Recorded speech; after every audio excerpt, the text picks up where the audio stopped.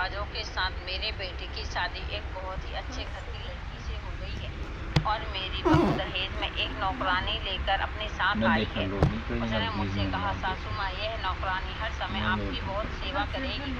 नौकरानी सच में मेरी बहुत सेवा करती थी, लेकिन जब मैंने उससे बात करने की कोशिश की तो मुझे पता चला कि वह गूंगी है। मुझे उस पर बहुत तरस आया क्योंकि वह नौकरानी बहुत खूबसूरत थी, लेकिन मुझे उसकी एक बात बहुत अजीब लगती थी कि वह हमेशा घूंघट में रहती थी और घर में सबसे पर्दा करती थी। एक दिन गलती से मेरे छोटे बेटे रोहित ने उसकी शक्ल देखी, उसे चिल्लाने लगा। यह सुनते ही मेरा दिल जोर से धड़कने लगा।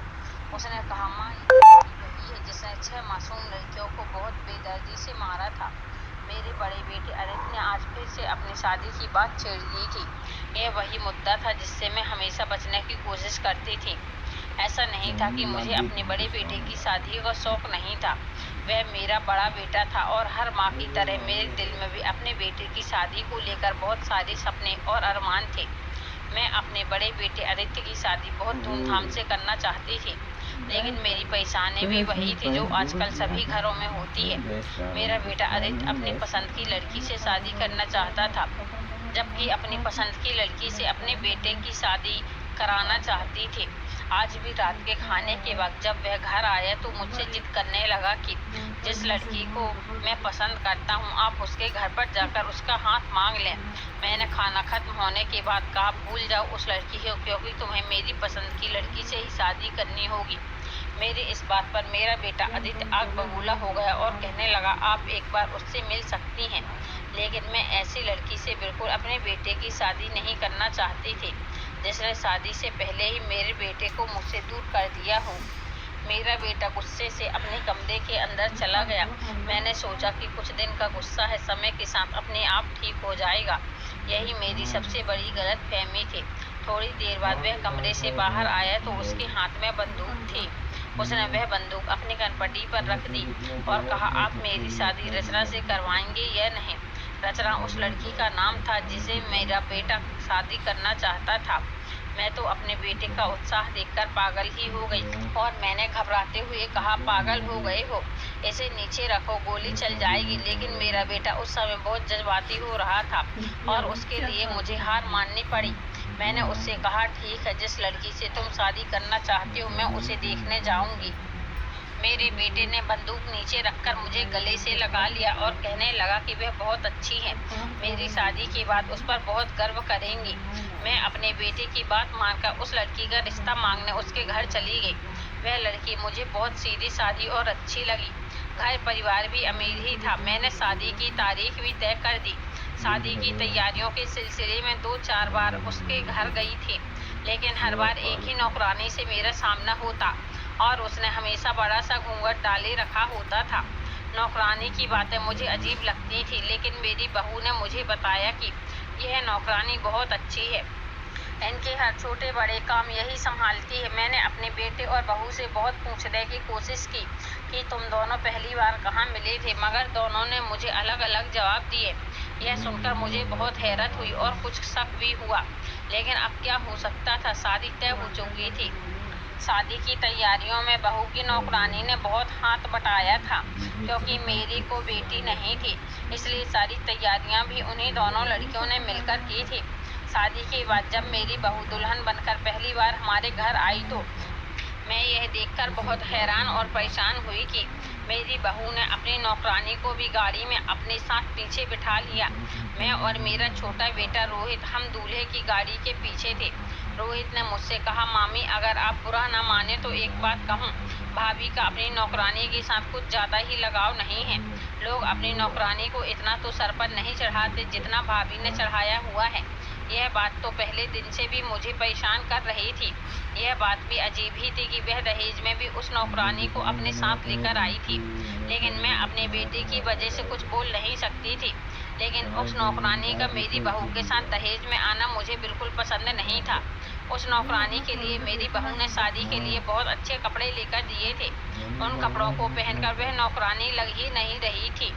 मेरे कई रिश्तेदारों ने मुझसे पूछा कि साड़ी पहने हुए घूंघट में लड़की कौन है। अब मैं उन्हें यह कैसे बताती कि यह बनी ठनी लड़की मेरी बहू की नौकरानी है। तो मैंने बात को टालने के लिए उनसे कहा, मुझे क्या पता कि लड़की वालों की तरफ से कोई होगी। अब मैं यह सोच रही थी कि जब मेरे रिश्तेदारों को पता चलेगा कि यह लड़की कोई और नहीं बल्कि एक नौकरानी है तो वे क्या कहेंगे। मेरे बेटे का तो दिमाग ही खराब हो चुका था, जो वह बिना कुछ सोचे समझे एक घूंघट वाली नौकरानी को अपनी पत्नी के साथ दहेज में ही लेकर आ गया था। जब शादी के बाद हम बारात लेकर घर पहुंचे तो मेरी बहू ने मुझसे कहा, सासू माँ, यह नौकरानी तो मैं आपके लिए लेकर आई हूँ, आप जैसा चाहे इसका काम ले लें, यह आपकी बहुत सेवा करेगी।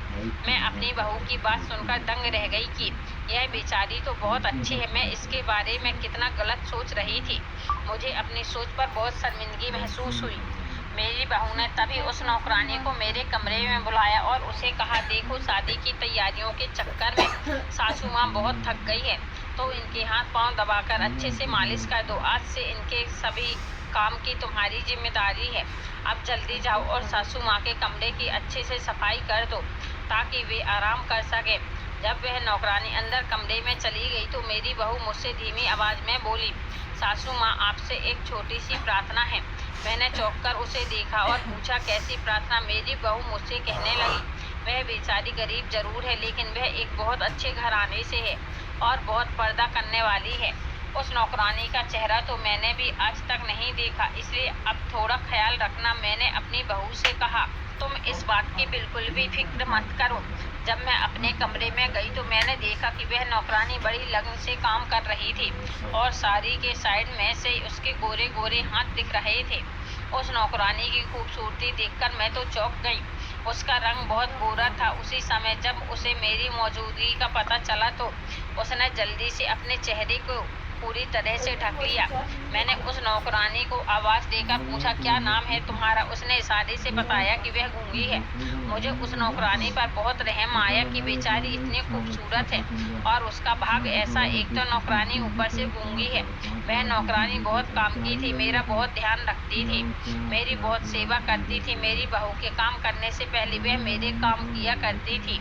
मैं उससे बहुत खुश रहने लगी थी, लेकिन मेरा छोटा बेटा उसके घूंघट से बहुत ज़्यादा परेशान रहता था। वह बहुत शरारती था। जब भी वह नौकरानी उसके सामने से जाती तो वह उसका रास्ता रोककर खड़ा हो जाता और कहता, घूंघट ऊपर करके मुझे अपना चेहरा दिखाओ, तभी जाने दूंगा। बेचारी तेज तेज कदमों से भागकर मेरे कमरे में आती और मेरे पीछे छुप जाती। मैं अपने बेटे को डांट देती थी कि क्यों इस बेचारी नौकरानी को बार बार निहारता रहता है। नौकरानी रोज रात को मेरे सर और पांव दबाती थी और मालिश करती थी। उस नौकरानी के आने से मुझे बहुत आसानी हो गई थी क्योंकि मेरे सारे काम उसने संभाल रखे थे। मेरा छोटा बेटा उसे हमेशा चिढ़ाता था, माँ, यह मुंह तो ऐसे ढककर रखती है जैसे कोई चोर हो, इसलिए अपने सारे जेवर ध्यान से रखा करो और उसके जाने के बाद ठीक से चेक कर लिया करो। बेचारी नौकरानी तो कुछ बोल भी नहीं सकती थी क्योंकि वह गूंगी थी। वह बहुत साधारण सी लड़की थी, बस अपने काम से काम रखती थी। एक दिन मेरे कुछ दोस्त मेरे घर आई थी, तब भी नौकरानी उनके सामने घूंघट में ही आई। उनके जाने के बाद मेरी एक दोस्त ने मुझसे कहा, तुम्हारी नौकरानी घूंघट करके क्यों काम करती है? मैंने कहा, यह एक बहुत ही शरीफ घर से है, इसके घर वालों ने इसे मजबूरी में घर से बाहर निकाला है, वरना आजकल ऐसी लड़कियां कहाँ देखने को मिलती है। मेरी दोस्त मुझ पर हंसने लगी और कहा, औरतें भी औरतों से पर्दा करती हैं क्या? हमने बहुत सी औरतों को देखा है मगर कोई भी औरत या लड़की आज के टाइम में ऐसे नहीं रहती। दोस्तों की बातों ने मेरे दिल में शक का बीज बो दिया था। मुझे पहले तो शक नहीं था, पर अब उस सीधी सादी नौकरानी पर शक होने लगा था। कुछ दिन पहले मेरी बहू ने नौकरानी को किसी काम से अपने कमरे में बुलाया था। तभी मुझे याद आया कि मेरे बड़े भाई ने बहू और बेटे को रात की दावत पर बुलाया है। मैं यह बताने के लिए बहू के कमरे में गई तो ठिठक कर रह गई क्योंकि मुझे बहू की आवाज़ के अलावा किसी और औरत के हंसने की आवाज़ आ रही थी। मैं इस बात से हैरान और परेशान थी। मैं अंदर जाकर यह सब देखती, इससे पहले ही मेरे छोटे बेटे ने मुझे किचन में बुला लिया। मैं जब वापस आई तो बहू से पूछा, बेटा, तुम्हारे कमरे में किसी के बोलने की आवाज़ आ रही थी? बहू ने कहा, अरे सासू माँ, मैं तो टीवी देख रही थी, उस पर सीरियल की आवाज़ आ रही होगी। मैंने बहू की बात पर यकीन कर लिया और सोचा कि नौकरानी तो बोल ही नहीं सकती है, मुझे ही कोई गलतफहमी हुई होगी। नौकरानी को हमारे घर आए हुए 1 महीना हो गया था और आज तक मैंने उसकी आवाज़ नहीं सुनी थी। इसके अलावा मुझे एक और बात याद आई कि 5 दिन पहले जब नौकरानी घर से बाहर जा रही थी तो घर के दरवाजे पर पहुंचकर उसने अपना घूंघट नीचे गिरा दिया था। मैं दंग रह गई थी कि यह घर में इतना घूंघट करके रहती है और बाहर बिना घूंघट के जा रही है। शाम को जब नौकरानी घर लौटी तो मैंने उससे पूछा, तुम कहाँ गई थी? उसने कहा, बहू की माँ ने मुझे किसी काम से बुलाया था। मैं उसकी बात सुनकर परेशान हो गई क्योंकि अभी 15 मिनट पहले ही तो बहू की माँ से बात हुई थी। खैर मैंने इस पर ज़्यादा ध्यान नहीं दिया। फिर मैंने उससे पूछा, जब तुम सुबह घर से निकली थी तो बिना घूंघट के क्यों गई थी? तुम्हारा चेहरा भी तो दिख रहा था। इस पर नौकरानी ने नामे सिर हिलाया और एक कागज़ पर लिखकर बताया कि उसने मास्क लगाया था। मैं उसकी बात पर यकीन नहीं कर पा रही थी। उसने मास्क निकाल कर दिखाया, तब मैं उसकी बात पर यकीन कर पाई। मैंने शाम को नौकरानी को अपने कमरे में बुलाया और कहा, तुम मेरे बेटे से घूंघट करती हो, यह समझ में आता है क्योंकि वह तुम्हारे लिए गैर मर्द है, लेकिन औरतों से पर्दा करना मेरी समझ से बाहर है। मुझे तो अपना चेहरा दिखा ही सकती हो। नौकरानी बहुत घबरा गई और नामे सिर हिलाकर पीछे हटने लगी। मैंने भी सोच लिया था कि आज इस नौकरानी का चेहरा देखकर ही रहूंगी। जैसे ही मैं घूंघट उठाने के लिए आगे बढ़ी, नौकरानी तेज कदमों से भागने लगी और भागते समय बेटे और बहू से टकरा गई। बेटे ने पूछा, माँ क्या हुआ? आप इस नौकरानी के पीछे क्यों भाग रही हैं? मैंने कहा, कुछ नहीं बेटा, मैं तो बस इस नौकरानी का चेहरा देखना चाहती हूँ। बहू ने कहा, क्यों सासू माँ, मैंने तो आपसे मना किया था ना कि आप इस नौकरानी का चेहरा देखने की जिद नहीं करेंगी, फिर आप ऐसा क्यों कर रही हैं? मैंने गुस्से से कहा, इस नौकरानी के घूंघट की वजह से मेरे दोस्तों ने मेरा बहुत मजाक उड़ाया है। अब तो इसे या तो अपना चेहरा दिखाना होगा या फिर घर से जाना होगा। बहू ने कहा, यह घर से भी नहीं जाएगी क्योंकि यह मेरी नौकरानी है। मैं इसे अपने साथ लेकर आई थी। आप कौन होती है मेरी नौकरानी पर हुक्म चलाने वाली? बहू की बात सुनकर मैं दंग रह गई कि क्यों बहू एक नौकरानी के लिए मुझसे इतनी बहस कर रही है। मेरा बेटा वहीं पर चुपचाप खड़ा था।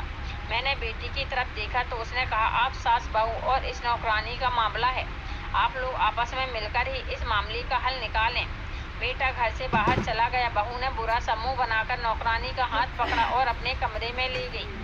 मेरा छोटा बेटा कुछ देर बाद घर आया तो उसने कहा, मामूली से नौकरानी के लिए भाभी से लड़ाई करने की क्या जरूरत थी? भाभी मुझे नया कारोबार करवाने में मदद करने वाली है। अब जाइए और भाभी से माफ़ी मांग कर आइए। मैं माफ़ी मांगने बहू के कमरे में गई तो दरवाज़ा थोड़ा सा खुला हुआ था। अंदर का नज़ारा देखकर मैं तो हक्का बक्का रह गई। बहू नौकरानी को गले से लगाकर तसल्ली दे रही थी।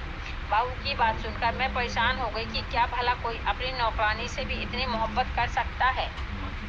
बहू नौकरानी को गले लगाकर कह रही थी कि तुम परेशान मत हो, बस कुछ दिन की बात है, मैं सब कुछ ठीक कर दूंगी और सासू माँ को भी अच्छे से समझा दूंगी। मैंने थोड़ा और अंदर झांक कर देखा तो नौकरानी ने अपना घूंघट उठाया हुआ था। उसकी एक साइड मुझे दिख रही थी। मैं चौंक कर अपने कमरे में वापस आ गई। मुझे बहू की वही बात याद आई कि उसने कहा था कि इस नौकरानी ने मुझे भी आज तक अपना चेहरा नहीं दिखाया है। फिर वह नौकरानी आज बहू के सामने अपना घूंघट कैसे उठाकर बैठी थी। मैं सोच रही थी कि एक मालकिन तो कभी भी अपनी नौकरानी को गले से नहीं लगा सकती है और ना ही उसे इतना सर पर चढ़ा सकती है। फिर मेरी बहू ऐसा क्यों कर रही थी, मुझे कुछ समझ नहीं आ रहा था। उस दिन के बाद मेरी बहू ने उस नौकरानी को मेरे सारे काम करने से मना कर दिया था। वह नौकरानी ज़्यादातर मेरी बहू के ही साथ रहती थी और उसे मेरे करीब भी नहीं भटकने देती थी। मैं भी यह सोचकर चुप थी कि कहीं मेरे घर का माहौल खराब न हो और किसी लड़ाई की वजह से मेरा बेटा अपनी पत्नी को लेकर मुझसे अलग ना हो जाए। मेरी बहू रोज ही उस नौकरानी को लेकर घर से बाहर निकल जाती और शाम को वापस आने पर दोनों ही अपने कमरे में बंद हो जाती। उनका यह व्यवहार मुझे बहुत अजीब लगता था, लेकिन मैं क्या करती, मेरी तो इस घर में कोई सुनने वाला ही नहीं था। एक दिन मेरी तबीयत अचानक खराब हो गई। मैंने अपने छोटे बेटे से कहा कि नौकरानी किचन में काम कर रही है, तुम जाओ और उसे कहना कि वह मुझे एक कप चाय बना दे। उस दिन इत्तेफाक से मेरा बेटा घर पर ही था, वरना इस समय वह अपने काम पर होता। मेरी बात सुनकर वह नौकरानी के पास किचन में गया। उसे गए हुए 2 ही मिनट हुए थे कि अचानक किचन से मेरे बेटे की चीखने की आवाज़ आई। उसकी आवाज़ सुनकर मैं तो बहुत ज़्यादा घबरा गई। तेजी से बिस्तर से उठी और भागती हुई किचन में गई। जब मैं किचन में पहुंची तो जो नज़ारा देखा उसे देखकर मैं परेशान हो गई। मेरे बेटे ने उस नौकरानी का बाजू पकड़ रखा था और दूसरे हाथ से वह नौकरानी अपना चेहरा छुपाने की कोशिश कर रही थी। मैंने अपने बेटे से कहा, यह सब क्या हो रहा है? तुमने इस नौकरानी का हाथ क्यों पकड़ रखा है? मेरा बेटा कहने लगा, इसलिए पकड़ा है ताकि यह भाग न जाए। मैं किचन में आया था आपके लिए चाय कहने को, तो मैंने देखा कि वह घूंघट से अपना चेहरा साफ कर रही थी और गलती से मेरी नज़र उसके चेहरे पर पड़ गई। मैंने उसका चेहरा देख लिया। मैंने हैरानी से पूछा, फिर क्या हुआ? इतने में ही मेरा बड़ा बेटा और बहू अपने कमरे से निकलकर किचन में आ गए। बहू आग बबूला होकर कहने लगी, आप दोनों माँ बेटे मेरी नौकरानी के साथ कैसा सलूक कर रहे हैं? मेरा बेटा कहने लगा, मैंने आपकी नौकरानी की शक्ल देख ली है और मैं अभी सबको इसकी शक्ल दिखाता हूँ। इतना कहकर उसने जबरदस्ती उस नौकरानी का घूंघट खींच लिया। जब मैंने उस नौकरानी का चेहरा देखा तो मुझे ध्यान आया कि मैंने इसे पहले भी कहीं देखा है। जरा ध्यान से देखा तो मेरे मुंह से चीख निकल गई। मुझे याद आया कि यह तो वही मासूम लड़कियों की कातिल है जो आजकल हर न्यूज़ चैनल पर नजर आ रही है। मेरे दिमाग में पूरी कहानी चलने लगी। न्यूज़ रिपोर्टर ने बताया था कि इस लड़की ने अपनी 6 मासूम दोस्तों का कत्ल बड़ी ही बेरहमी से कर दिया है। पुलिस ने इसे पकड़ भी लिया था। पुलिस ने बताया था कि यह लड़की की मानसिक बीमारी से पीड़ित है और इस बीमारी के चलते इसने जलन और दुश्मनी में अपनी 6 मासूम दोस्तों को मार डाला। बाद में पता चला कि यह कातिलाना लड़की पुलिस की गिरफ्तार से फरार हो गई है। पूरा देश इस कातिल लड़की के बारे में जानता था। देश के बच्चे भी जानते थे कि यह लड़की कौन है। इसकी शक्ल इतनी बार न्यूज़ चैनल पर दिखाई गई है कि कोई भी इसे पहचान सकता था। मेरे छोटे बेटे ने उस नौकरानी को पहचान लिया था। मैं तो डर ही गई थी कि इतनी खतरनाक लड़की हमारे घर में रह रही है। मैंने अपने बड़े बेटे से कहा, जल्दी से पुलिस को फ़ोन करो। मैंने अपनी बहू के चेहरे को देखा, उसके चेहरे पर हवाइयाँ उड़ रही थीं। मैंने बेटे से कहा, मेरी शक्ल को क्यों देख रहे हो? जल्दी से पुलिस को फ़ोन करो। मेरी बात सुनकर मेरी बहू मेरे पैरों में गिर गई और कहने लगी, सासू माँ ऐसा नहीं कीजिए, प्लीज़ पुलिस को मत बुलाइए। यह कोई और नहीं बल्कि मेरी ही बहन है, मेरी सगी बहन है। तभी मेरे बेटे ने कहा, माँ मैं इस बात को पहले से जानता हूँ।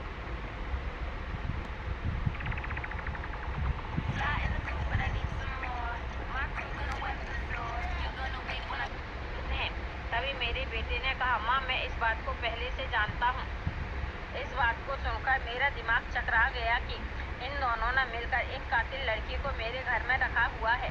छोटे बेटे ने जैसे ही फ़ोन की तरफ हाथ बढ़ाया, मेरे बड़े बेटे ने उसे रोक लिया और कहा, माँ मेरी पूरी बात तो सुन लो। इतने में ही मेरी बहू की बहन बोलने लगी कि आप मेरी बात सुन तो लीजिए, फिर जो ठीक लगे आप वह करना। हम 7 दोस्तों का ग्रुप था। हम सब आपस में बहुत प्यार से रहते थे और सब काम मिलजुल कर करते थे। मेरी दोस्त अदिति को एक लड़का पसंद करता था और उसके पीछे हाथ धोकर पड़ा था। अदिति को वह लड़का बिल्कुल भी अच्छा नहीं लगता था। वह कहती थी, अजीब पागल सा है, और सच में वह लड़का पागल ही था। एक दिन अचानक वह सबके सामने अदिति को प्रपोज करने लगा। अदिति के साथ साथ अब हम सब लड़कियों को भी गुस्सा आया कि यह लड़का ऐसा कैसे कर सकता है। अदिति ने उस लड़के के गाल पर एक थप्पड़ मार दिया और हम सभी दोस्तों ने मिलकर उसे बहुत बातें सुनाई। हमारी देखा देखी सब लोगों ने भी उसे बहुत बातें सुनाई और उसका मजाक उड़ाया। कोई भी लड़का अपनी बेइज्जती को बर्दाश्त नहीं कर सकता। अपनी इस बेइज्जती को उस लड़के ने दिल से लगा लिया और हम लड़कियों से बदला लेने का सोचा। वह लड़का पहले ही साइको टाइप का था। कुछ दिन बाद हम सभी दोस्त अदिति के घर पर इकट्ठा हुए थे और खाना खाते हुए हम सब चौंक गए क्योंकि अदिति के कमरे से चीखने की आवाज़ें आ रही थीं। हमारी एक दोस्त अदिति के कमरे में देखने गई तो वह लड़का चाकू से अदिति को मार रहा था। वह डर कर भागी तो उस लड़के ने उसे भी मार डाला। उस साइको लड़के ने एक एक करके मेरी 6 दोस्तों को बड़ी बेरहमी से चाकू से गोद कर मार डाला। मैं अपनी जान बचाने के लिए खिड़की से कूद गई। मैं तेजी से भागती हुई अपने घर आकर अपने कमरे में छुप गई। मेरी हालत बहुत खराब थी। मेरा दिमाग कुछ भी सोचने समझने की हालत में नहीं था। मैं बहुत डर गई थी। उस साइको लड़के ने बड़ी बेरहमी से मेरी सभी दोस्तों को मार दिया था। अब मुझे डर था कि कहीं वह मुझे भी ना मार दे, लेकिन वह लड़का बहुत चालाक निकला। उसने मेरे सारे दोस्तों के कत्ल का इल्ज़ाम मेरे ऊपर ही डाल दिया और इसी हत्या के आरोप में पुलिस ने मुझे पकड़ लिया। मैंने सबको सच्चाई बताई, लेकिन मेरी बात पर किसी ने यकीन नहीं किया। मेरी बहन ने अपने पति के साथ मुझे जेल से बाहर निकाला और मेरी बहन मुझे अपनी नौकरानी बनाकर अपने साथ अपने ससुराल ले आई। मैंने कुछ नहीं किया, मैं बेकसूर हूँ। पुलिस वाले मुझे हर जगह ढूंढ रहे थे और मीडिया ने भी मुझे हर जगह ऐलान कर दिया था, इसलिए मुझे अपना चेहरा छुपाना पड़ा। मेरी दीदी मुझे यहाँ पुलिस की गिरफ्तार से बचाने के लिए लेकर आई थी। मेरी बहू रोते हुए मुझसे कहने लगी, इसका कोई कसूर नहीं है, मेरी बहन बेकसूर है। मैं और मेरे पति इतने दिनों से इसकी बेगुनाही का सबूत ढूंढ रहे हैं और हमने उस साइको लड़के के पीछे अपने जासूस लगा रखे थे। उस लड़के के खिलाफ बहुत से सबूत जमा कर लिए हैं। हम 1-2 दिनों में ही यह सारे सबूत मीडिया और न्यूज़ रिपोर्टर को देने वाले हैं, ताकि मेरी बहन की बेगुनाही साबित हो सके। सारी सच्चाई सुनकर मैं दंग रह गई, मुझे यकीन नहीं आ रहा था।